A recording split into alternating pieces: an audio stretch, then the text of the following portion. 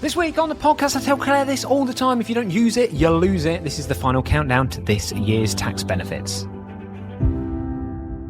Welcome to the Profit Cash Growth Podcast. This is the podcast for 6- and 7-figure business owners who are looking to grow a financially successful business. My co-host, Claire Hancott, is a finance director, chartered accountant and entrepreneur. And every week, I'll be exploring guidance and frameworks designed to help you increase your profits, improve your cash flow and grow your business. We can't open the podcast with you saying, "Can I take my top off?" That's just not something we can start with, I'm afraid. Wow. I mean, sex sells these days, doesn't it? So. Jesus Christ. I've got a couple of questions for you. Go for it. Yeah. What is the median turnover for UK small businesses? By whose standard? By the UK. What's the median? So, I don't know. Maybe like 500,000? Lower? 250? I'll give you that because it's roughly between £200,000 and £300,000. So 250 is really quite a good second guess. It wasn't your first though, was it? So you're aware. What percentage of UK businesses generate over £1 million in revenue? I think you've had this before. 10%? Really? That's loads. It's not going to be that high. I actually thought you were going to go too low on this. I think if you had asked me this, I'd have been like 2%. It's roughly 4 or 5%. It's crazy, isn't it, really?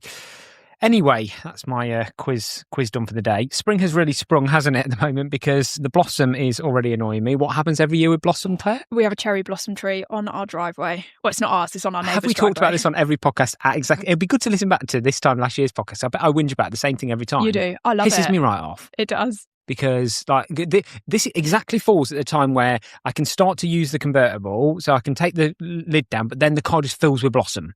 And it's just really, really, really frustrates me. All right, old man. Yeah, all right. Qui Victor. Also, how much do you think it costs to pressure wash a driveway?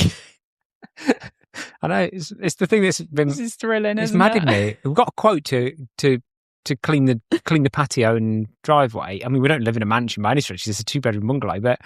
We do have quite a big patio and driveway, though. I was quite shocked still. It's a big plot. Do you remember how much it was? It's like 500 something. £590 plus VAT. Yeah. I felt like that was quite a lot. I mean, I'm prepared to like pay people to do a good job, and like I know what it's like by the time they've like paid all their tax and whatever. It's hard, but that is like a sign of inflation. Because I reckon that company quoted for doing our last house like 5 years ago, and I reckon it was about half that price. I reckon that's doubled in that time.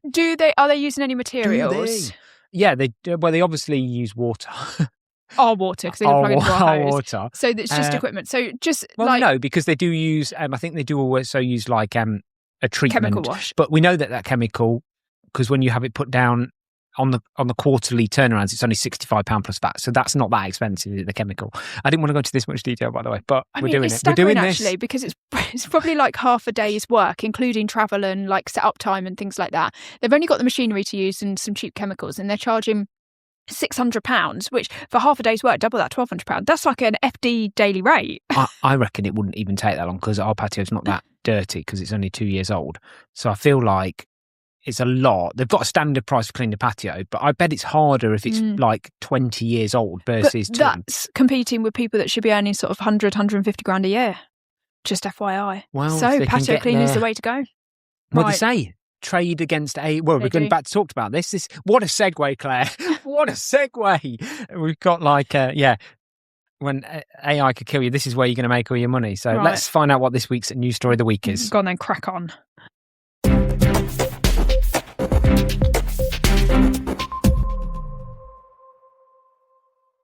So this week's news stories, BCG Boss, which is Boston Consulting Group, says that companies spend millions on AI but can't make money from it. Now, this is interesting because this follows on from a story or a survey that was held probably about 6 months ago now with US businesses, where they kind of came out and said this big thing about companies are actually struggling to see the return on investment from AI was kind of the source of the story.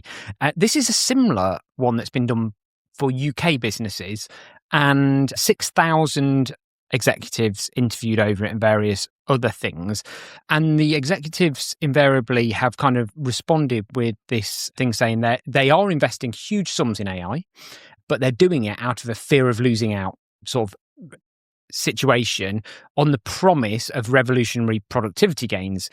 But it is saying a lot of organizations have spent a lot of money on AI and are not getting any benefit, or they find it hard to see what the benefit is. So they're struggling to explain to shareholders where the ROI is coming from the various things that they're doing and how that's changing the bottom line. So yeah, it's interesting. What do you think, Claire? What do you think is going on here? I'm not surprised by this. I think that a lot of people are trying to use it in the business, but beyond ChatGPT, for example, like where you might use it to help write things and create things, you know, all sort of like admin tasks that I'm on a day-to-day basis. I'm constantly like copying things into ChatGPT and asking it to sort of like finesse this and make this better and make this more direct and all of those types of things. Yeah. But beyond ChatGPT, am I using AI? I don't think I'm using AI for anything yet. Like really, well, it's not deeply using AI. Like I'm trialing it on a few things, but it's not really delivered anything. And that's the problem. It can only do one of two things in your business. It can either bring you more revenue, or it can save you some costs. That's how it delivers an ROI ultimately, right? And you've got productivity tools, which are about effectively cutting costs, and the most likely cost that is people costs. I don't know what else it can save from that perspective. And revenue is, I've used this AI tool because it's better for lead generation, therefore it's generated me money. And I think, I mean, you know, you've tried everything under the sun, but not one of them has taken a lump out of any of your guys' timings, have they? I think it's more difficult for my team to use it at the moment because the accounting tools kind of are not there. Obviously, I'm doing more like sales sort of base role and like business management and stuff. So I'm creating a lot of content. I'm drafting a lot of emails to people and things like that. So I'm using it. I literally like live in it. But yeah, outside of writing emails, to be honest, and writing documents, I'm yet to find a proper use for it, which is interesting. Yeah, I'm almost actually interested that you said that. I thought you were going to defend AI's position, not defend the story. Well, so you've landed, you've use landed it somewhere different. You use it, don't you? You've got an AI like automated, I call it a bot, but that sounds terrible language, doesn't it? You've got an AI tool that helps you, that deals with customer inquiries into the estate agency, haven't you? Yeah, but we're about to switch it off. We've had it for 6 months and it's not delivered any ROI. Because we just can't justify why we're spending the money on it, because it's not generated any more leads, and our customer service levels were good anyway from our human interactions, and we can't take out a human from it, so it's just a cost. So it's fine when you're busy and you wanted to get that extra productivity from it, but at times where your team are not stretched, they can take phone calls and stuff. Is that what you're saying? Yeah. Interesting. When we put it in, I genuinely thought it was just going to be better at being really consistent at asking more questions to clients, therefore unveiling more opportunities for revenue generating tasks. And honestly, 6 months of data, and we cannot attribute a single piece of revenue to it, not a single valuation, not a single mortgage referral. Is it supposed to drive revenue? 100%. Otherwise, well, I can't spend any money on it. It was supposed to drive 4 pillars of revenue. It was supposed to identify people who have houses they want to put on the market, so therefore we can get their house on the market. It's not identified any higher percentage than our people would have identified. It's supposed to identify people that need a mortgage and refer them. It's not identified or generate. In fact, it's generated more leads, but they've been so low quality that the mortgage brokers said they're just a waste of time. So it's pulled out.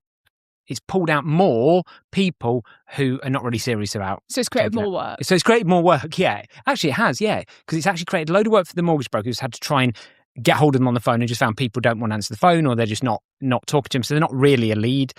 Same with the sort of conveyancing and all the rest of it. So, yeah, it's just not, it's just on its test. It's not delivered an ROI. So it's, yeah. Yeah, it's interesting. And it's actually delivered more hate as well, because we've had quite a few people who actually they realise that it's what it is, and they've got all shitty with it. So actually, it started to generate bad, negative reputational things as well.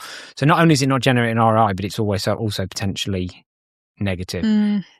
Because I'm seeing this a lot with humans, and I know that it's going to get better, and humans arguably will not be able to tell whether it's AI or not. But the reality is that I don't think in some circumstances AI will be able to ultimately take the user right through to a solution. It will in customer service where there is a solution, but in ours it can't book the viewing with the vendor because the vendor's not around. So yeah. Well, look, it's interesting. We're two business owners. We are very into tech and into AI, and we're up for trying anything. And we're struggling to see tangible returns on it. So I do wonder, please do get in touch and let us know if you genuinely, other than, time saving maybe in your day-to-day sort of administration tasks, which I think everybody can see the value in AI for that, but it'd be really interesting to see if anybody's tangibly been able to move anything in their business completely over to AI. I think I do have one. I mean, in the creative space, the podcast, the newsletter, everything that we do in that creative space, like, if we had probably a part-time marketing person, I could probably be bold enough to say I would lay them off, and it's probably 20 hours a week. It probably has saved 20 hours a week. But because we're growing, all it's done is it's allowed me to do the job of a full-time marketing person in 6 hours a week. So it is really productive from that perspective. Yeah. The creative world is quite good, but probably what we've done with it is all we've done is create a lot more impact in the market and content than we otherwise just would have done anyway. We just wouldn't have done it. We've just created more, which is what I think is going to happen with, like, there's going to be so much content going there because so you're going to spend the same amount of time doing it. You're just going to create more of it. So yeah, interesting. So yeah, what's the segue, Simon? Wow, it's just going to be interesting to see how do you segue from this to tax. I'm not, Claire. I'm not. We're just going in to this week's deep dive.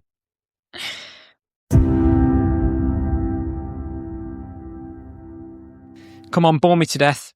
No, I'm saving you money. Remember that. Remember the 5th of April? I was about to say, you can't save your way to millions, but actually every pound saved goes straight to the bottom line. So there's two ways of looking at it, isn't there? Well, that is true.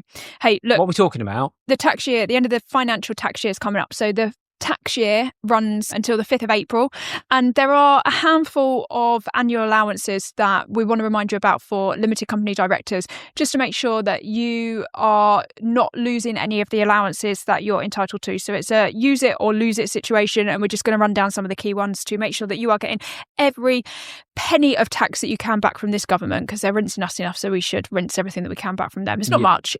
I'm not going to probably say anything. I've got a couple that are quite sizable, but otherwise, a few quid here and a few quid there. But you, isn't it? Use it or lose it. Every little counts in this environment, doesn't it?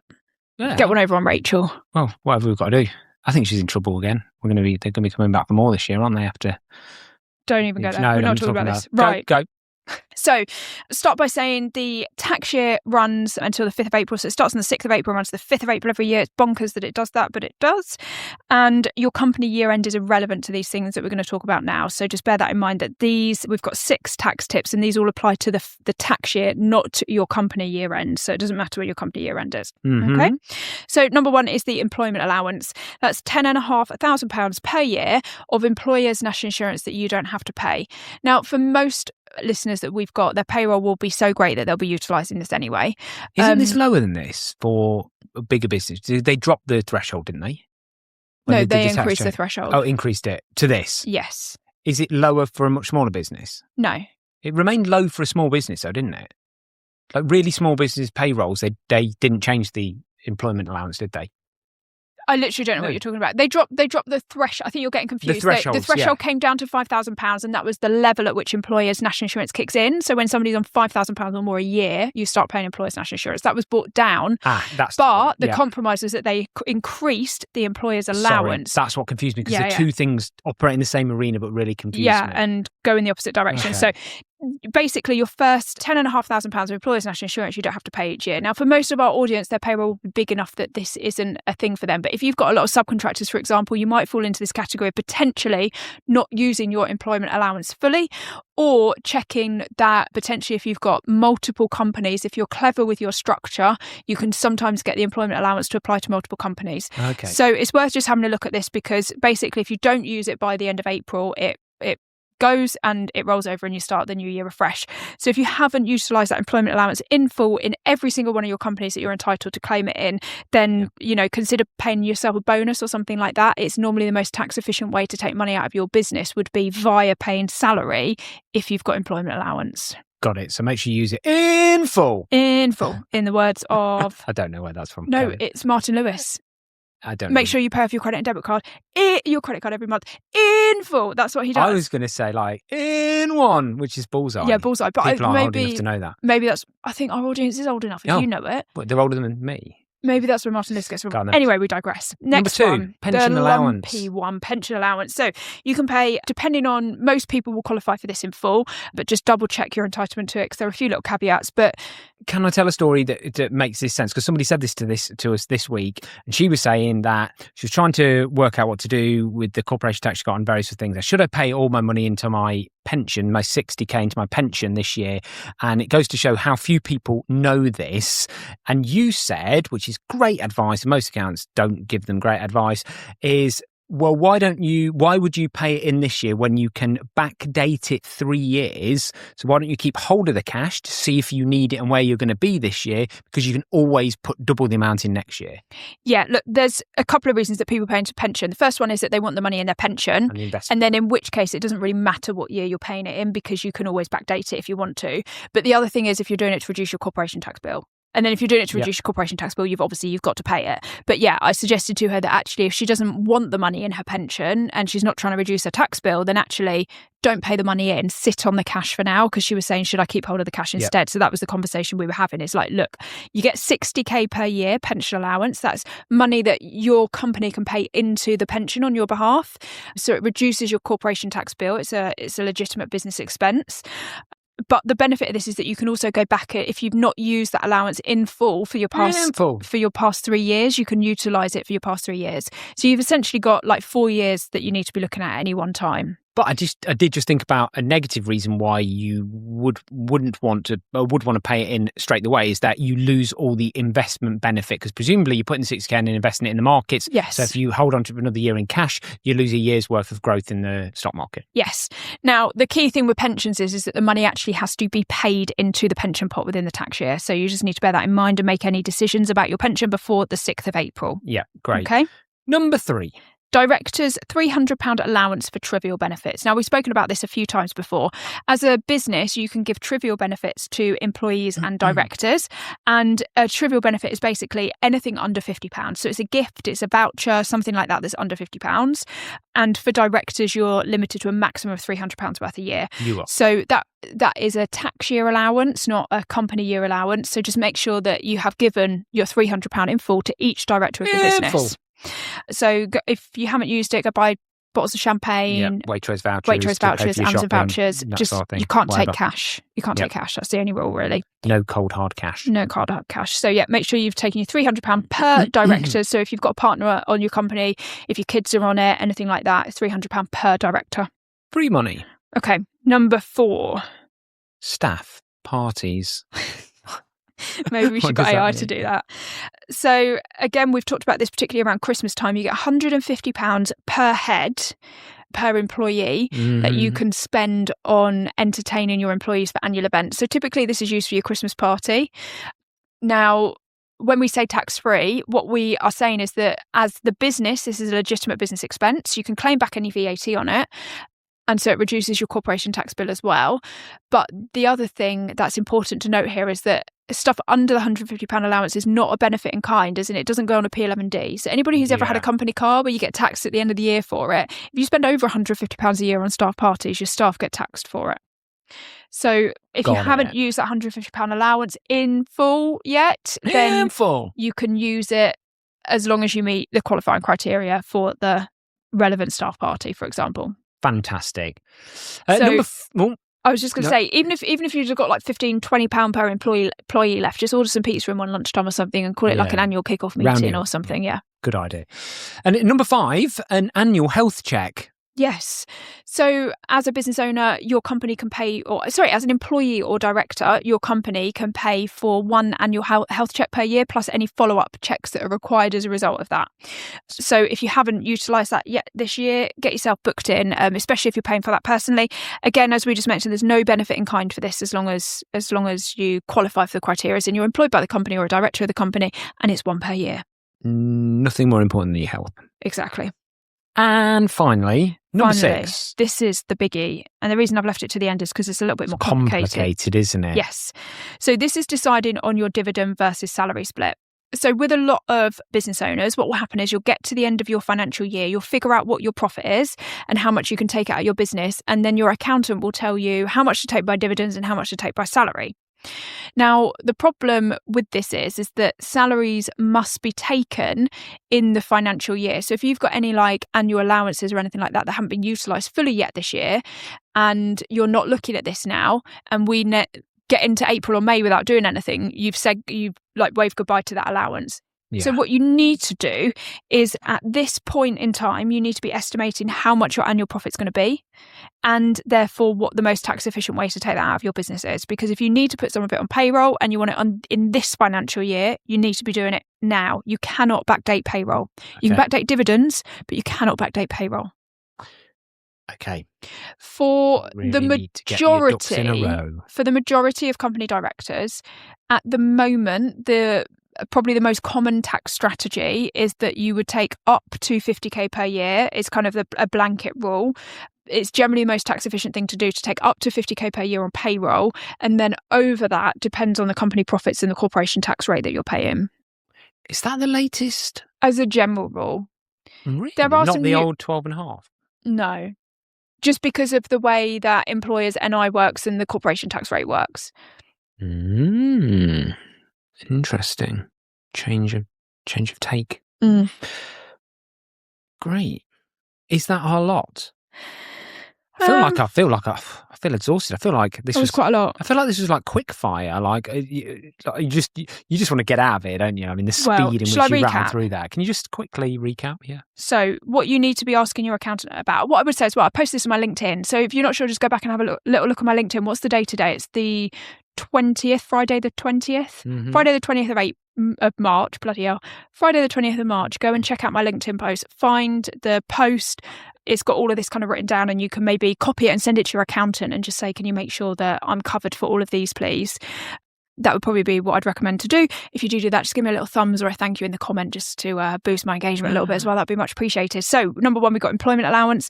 Number 2, we've got your annual pension allowance. That's the biggie, 60k per annum. So, if we're looking at 4 years at a time, that's, potentially 240k worth of money that you could be waving goodbye to if you don't act on that. Yep. Director's £300 allowance for trivial benefits. Number 4 is your £150 per head per year allowance for staff parties. Number 5 is your free annual health check, courtesy of your company. And number 6 is your dividends versus salary split. You need to be dialed into that on an ongoing basis, not wait until you get your year-end accounts. There we go. And that is a wrap. Thanks, Claire. Let's find out what's on this week's Profit Cash Growth Extra. So this week, I've got the software Loom.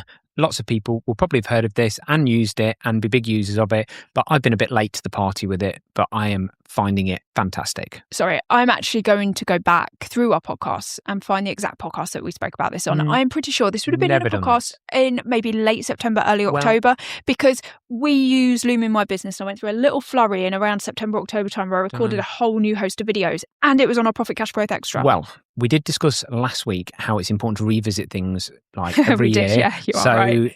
The people that are listening to our podcast today probably aren't the same group of people listening to our podcast a year ago. So new people entering all the time. So for those people that are new and have entered, thank you. I take a bow. It's Loom, the screen recorder. Tell them what they do, Claire. Basically, it's free to use Loom on the starter package, and you just record your screen when you're like doing something. So if you're trying to record an SOP or like show a junior member of staff how to do something, you literally just record your screen. It can record your voice with you as well. And your face. And you can just create these little videos that say, click here, write this text here, do this here. I need you to do this, and here's a 160-second video of me doing it on my screen. Just follow this. Yeah. So easy. And once it's all recorded, you can go in and you can add like little tooltips on it, can't you? So you can put like text over the top of it. I think it converts your voice automatically into like appropriate tooltips, but you can go in and edit it and stuff. It's really very, I've very not got good. that far. I just use it. I just like the frictionlessness of the fact that it's a Google extension. So I just tap this button and my screen starts to record, and I can talk at the same time. And then it just embeds into an email really easy. It just embeds within the email. It's just like, I like the seamlessness of the software, but I'm sure it can do loads and loads of really good stuff. So yeah, I've got lots of interesting bits of tech like that. I won't give them all away today because I've just thought of another good one. Oh. Anyway, that's for another week. Thanks for joining us again for another podcast. As always, if you think you might have outgrown your accountant, you're looking for CFO services or financial controller services, you can get in touch with Claire and the team at Profit Cash Growth, profitcashgrowth.com. On there, book a discovery call. We'll do a full deep dive of your business and see how we could support your finance function. As always, please click the follow button, whichever app or wherever you listen. Give us a rate, review, subscribe, all those type of good things. Share it with a friend, and just share the love. And we'll see you again next week.